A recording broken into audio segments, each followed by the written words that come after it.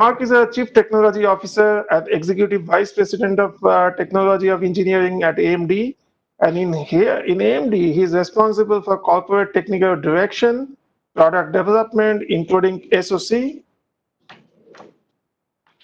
including system on chip methodology, microprocessor design, I/O and the memory and the advanced research.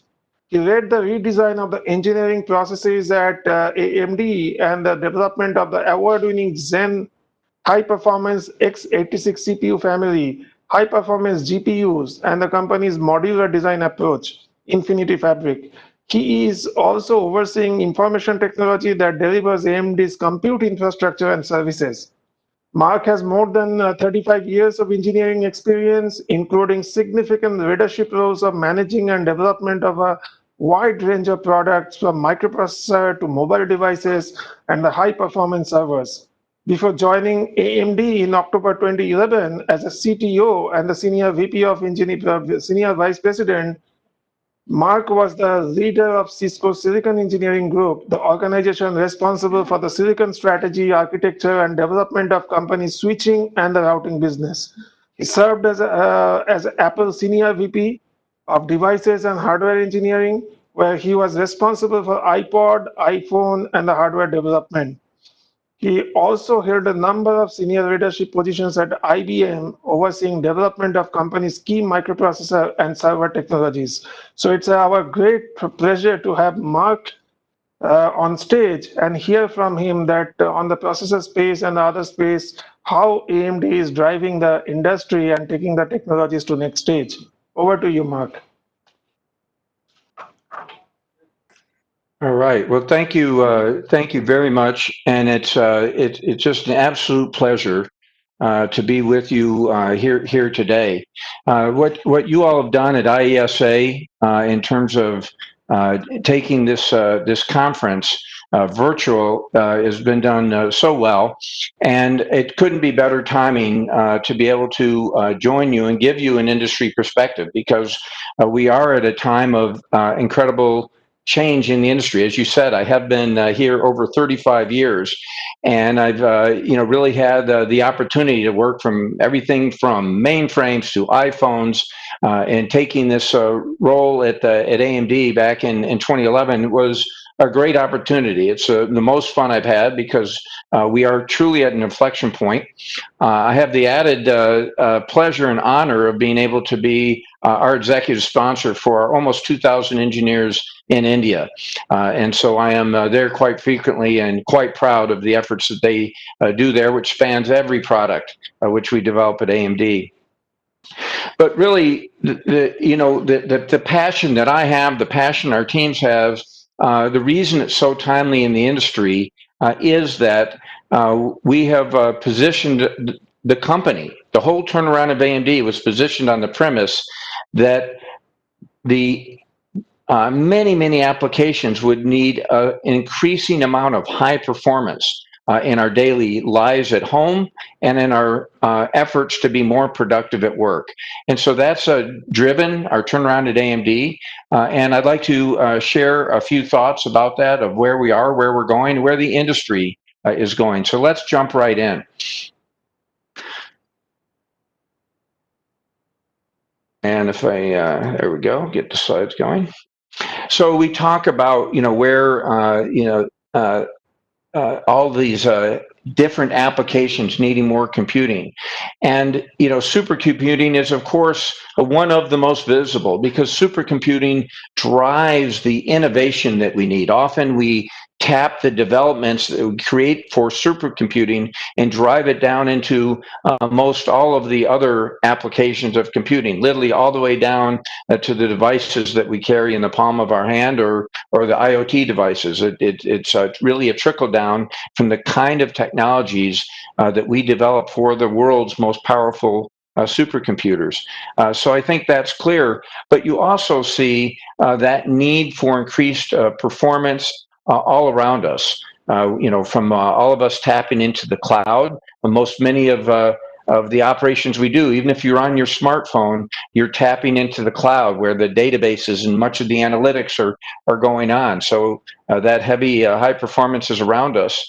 With the imaging that we require, what we do to handle this complexity of information with IoT devices creating this massive amount of information, we need visualization to make that more useful to us, because we want that data where we need it, when we need it.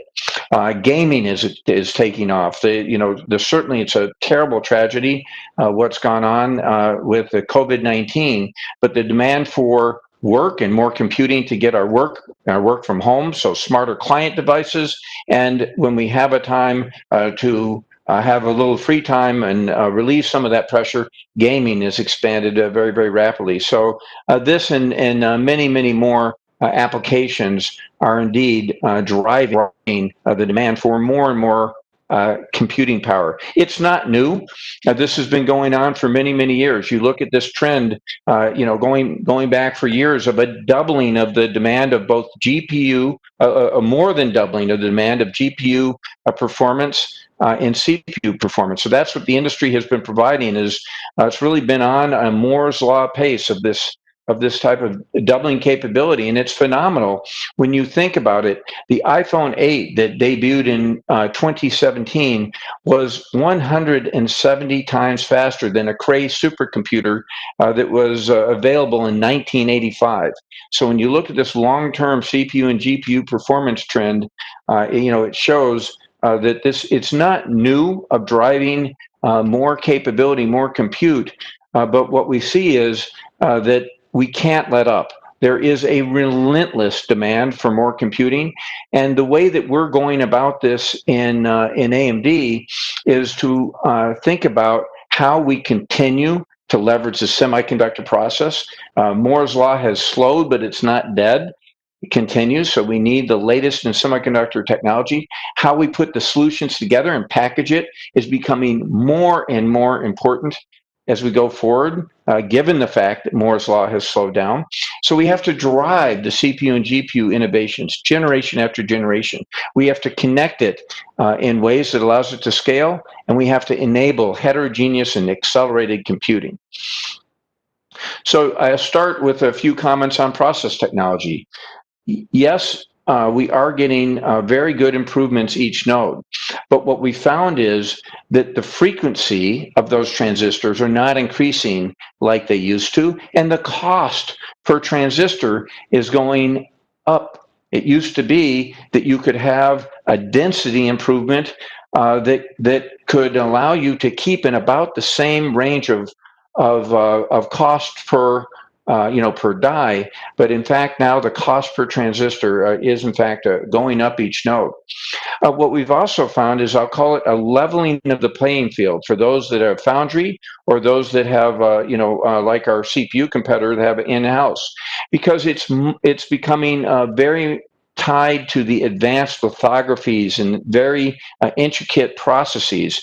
And so you see a more competitive playing field, first with the 14 nanometer FinFET, and now with 7 nanometer, foundries actually taking the lead.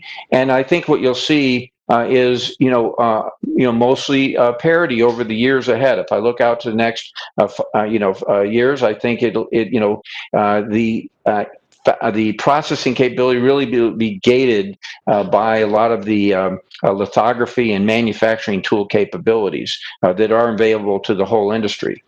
So that's a big difference. We've usually had historically been having a deficit of the performance per transistor, and now we have a competitive playing field. So again, we feel that how you can package these solutions is equally important. We led the industry with high bandwidth memories for our graphics back in 2015. Since then have deployed HBM memories across a number of products. We debuted our multi-chip module with the first EPYC server and our Ryzen desktops in 2017, and then took that chiplet approach even further in 2019, just last year, when we came out with a 9-chip heterogeneous solution for our server, and also our high-performance desktop products also have this type of hybrid chiplet approach. And going forward, we take actually a combination of both vertical stacking, like we were doing with our high bandwidth memories, and horizontal connectivity, as we had done with our chiplet approach. We call this hybrid approach X3D packaging, and it's highly enabling in terms of how we keep scaling the amount of performance that we can put into each package solution for our end customer system solutions. When I look at our our base engines, we will never let up on our CPU and GPU. What we do is have what we call leapfrogging design teams. So while we have one generation of a CPU in market, the next one is in design, and the generation beyond that is in a conceptual architectural phase. And as one team completes, it leapfrogs into the future designs. We're doing the same approach on our GPU. So where we are today is we're of course shipping our second generation Zen 2 processor and across our client and server roadmap, and we have our third generation Zen 3, which will be shipping by year end, and we're well along as well on our Zen 4, 5 nanometer, a generation beyond that. So multiple generations in flight at one time. And in our GPU, we actually have a dual roadmap. We have an RDNA roadmap, which I don't show here, but RDNA is our roadmap for our visualization and our gaming. And then our CDNA is our new architecture that we're rolling out this year, which is optimized for compute. And I am leaning in and focusing on this talk on our compute, and you'll see how that solution rolls out in systems in just a moment. So again, putting it all together, it's the foundry, it's the packaging, how you bring those chip technologies together. Inside the chip technologies, we've innovated with what we call the Infiniti Architecture. It is both our data fabric and our control fabric. We use it across all of the system on chip, all the SoC designs we do. It allows us to be very modular, to be able to, in a facile way, put our CPU, GPU, and our other IPs together. It allows them to scale. So as I add more CPU cores, we scale. As I add more GPU cores, we scale. And it gives us a very consistent and robust security, power on scheme, and I/O scheme across all of our products. We, have been very pleased, to have rolled out in our first generation, our scalability across our CPU, and separately our scalability across our GPU. But now what you see this year with our second generation EPYC is that scalability also linking our GPUs. So our GPU can scale to 4 and 8-way clusters, and we can leverage that in connecting our CPU and GPU. And in fact, with our third generation Infiniti Architecture, we add coherency to that CPU to GPU connectivity. And why is that important? Well, when you look at what we get with a scaled architecture, what you see is we get much easier to program. If you look at the left side without an Infiniti Architecture link, you see excellent scalability of each node, and so they're each scale. But you are as you program, right, you have to force the syncs between the CPU and GPU. You have to manage the memory very explicitly. But in our CDNA 2 architecture, with our generation 3 of our EPYC fabric, what you see is we are actually much easier to program, and the GPU can access the pools of the DDR memory that are associated with the CPU, and really leverage as well a much higher bandwidth. When you look at recommendation training networks, when you look at motion picture rendering, and these are going to accelerate from the increased bandwidth. And of course, as I said a moment ago, easier programming with the coherency across the CPU and GPU.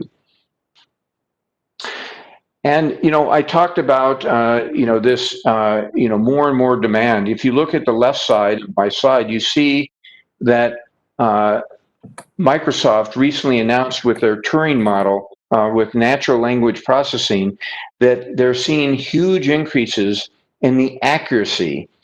And what they're finding, though, is that the model size needs to grow dramatically. The amount of computing that they need needs to grow dramatically. Satya Nadella has said that they really need supercomputer class and supercomputer approaches to achieve the kind of accuracy and processing capability they need.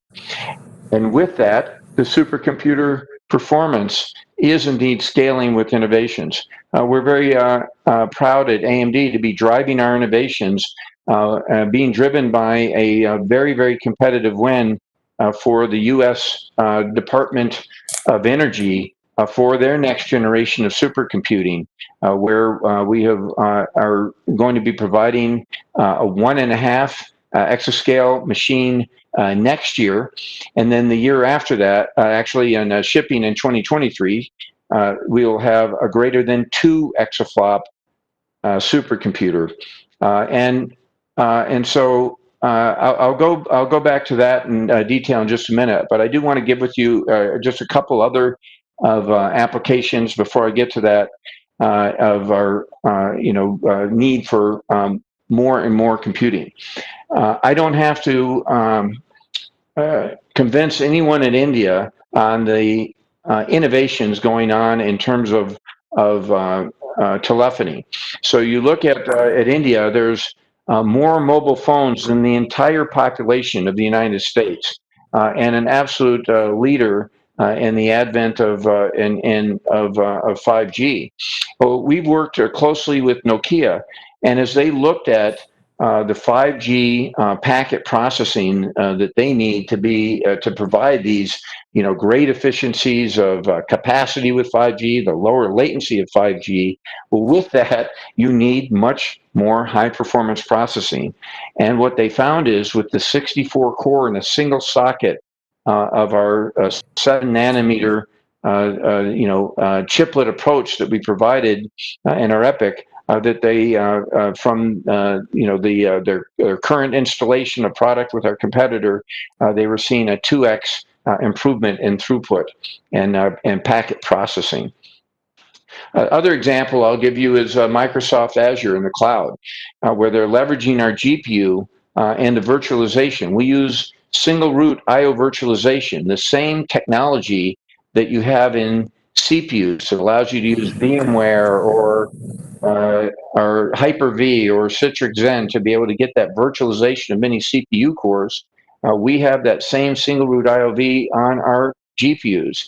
And in this example, the Azure NVV4 is using that to provide desktop as a service very, very efficiently. This technology can be used for cloud gaming delivery, and it allows a dramatic improvement in scalability and efficiency of providing GPU services from the cloud. So the last I want to come to is a segment near and dear to my heart. I was actually in last December in Hyderabad for the HPC conference, and was able to spend more time on HPC. I love HPC because it's so demanding of high performance. You look at FEA analysis, fluid dynamics, crash simulations, these examples I give you here. It needs a balanced computer. You need, of course, that CPU computing capability, but you have to feed those engines with a balance of memory bandwidth and I/O. And that's exactly what we focus on at AMD. Computing needs to be well architected. It needs to be a balanced computer. And then the results show in real world applications. And then, last example I'll give you here is machine intelligence. Again, I talked about the Turing machine with NLP, but of course, image recognition and these advancements in recommendation engines, which are building themselves in almost any application you go to on the web now. There is a recommendation engine underneath in the cloud or in an on-prem data center, which you are accessing, that's helping you. And of course, industrial automation. And in AMD, we're looking across every aspect. Our own chip design, we're tapping elements of machine intelligence to give us more effective placement and routing of our chip design. So in your field that you're on, I'm sure you have found areas that you are improving the productivity by leveraging the data, putting the data you have to use, making it more productive. And that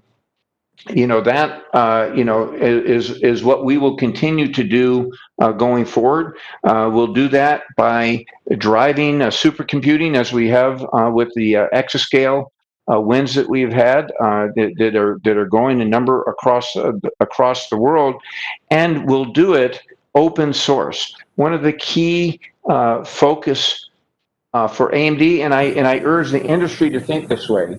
The way that we can provide that insatiable demand for computing is to collaborate across the industry, and to that end, we have put out there for a number of years now the Radeon Open Compute Platform, ROCm.